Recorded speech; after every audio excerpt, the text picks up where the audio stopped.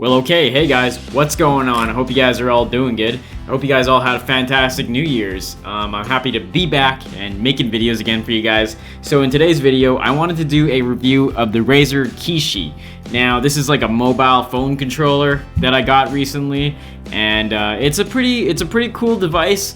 You know, for me, I grew up playing like PS2 as a kid, so I'm really used to playing on a controller, and for me, playing on the touchscreen has always been kind of awkward, and in my opinion, not the best experience, at least personally.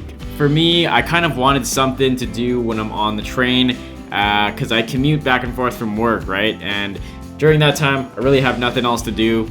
You know, before this, I was just listening to music or some audiobooks sometimes, but this has made my commutes a lot more fun and enjoyable, I gotta say. So I've been playing games like, I've been playing like a lot of racing games on here, mostly PSP games, but also some games from the Play Store as well.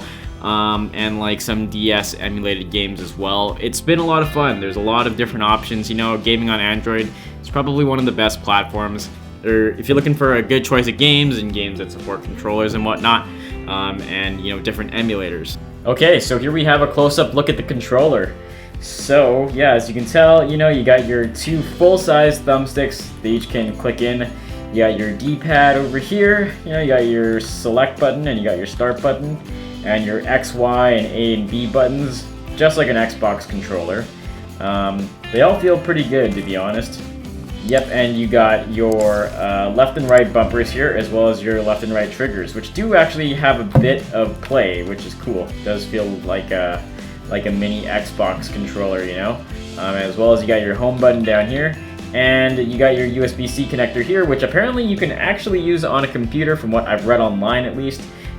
You just need to get like a right angle adapter that'll connect to that USB-C port there. I haven't tried it personally, but so anyways, let's get this controller open. Oh yeah, forgot to mention. So you also have the USB-C down here.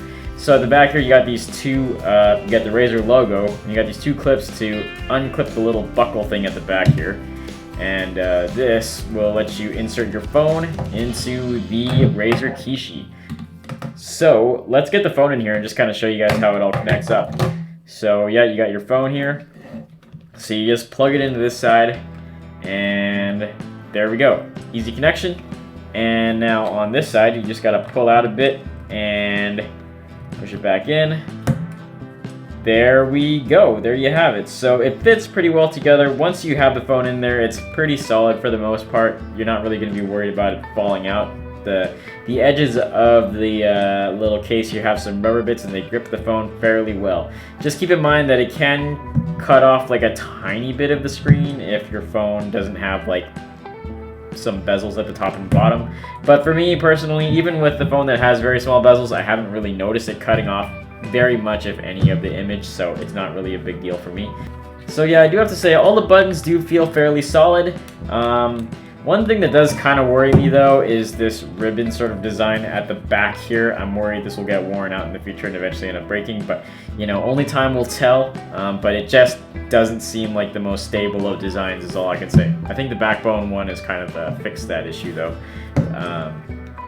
So typically when I'm holding the controller, I'm going to rest my middle finger right here like this. I found this is the most comfortable way to play. I've tried like this before with my index and like ring finger here, but it's it feels awkward after a while and your hand can get kind of cramped up. So this is the way to go in my opinion if you're playing for a longer time. Alright, I'm going to try playing some Burnout on here. I just turned off the lights, that way you guys don't get a bunch of reflections. Oh shoot. That is hilarious.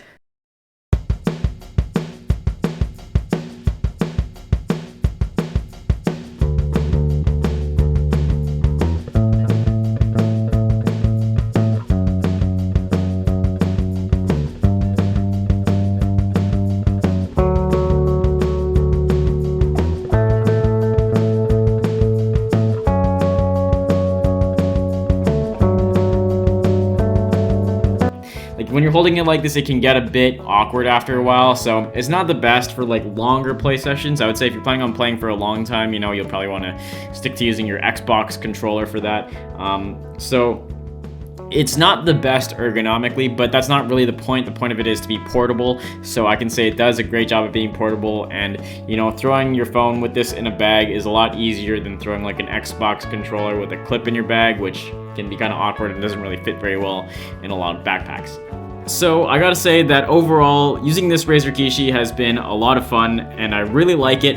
And it just, yeah, it does really improve, you know, it's really nice being able to game on the go easily, you know, whether that's on the train or the bus or even just waiting, you know, for like an appointment or something. Yeah, it's overall, I think my best experience with this has been using emulators. But there are some apps on the Play Store that do work with controllers, like, you know, if you play something like Asphalt or like Modern Combat.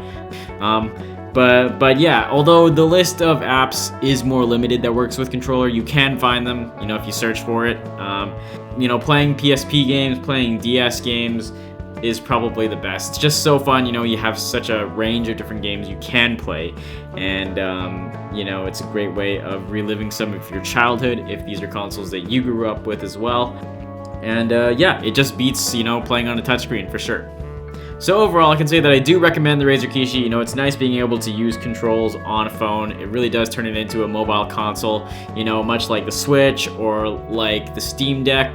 And it's, you know, the best part about it is that you're using a device that you already have, or let's say if you wanted to buy a phone dedicated specifically for gaming, you know, phones can be cheaper these days. They're just all over the market since, you know, everybody has a phone.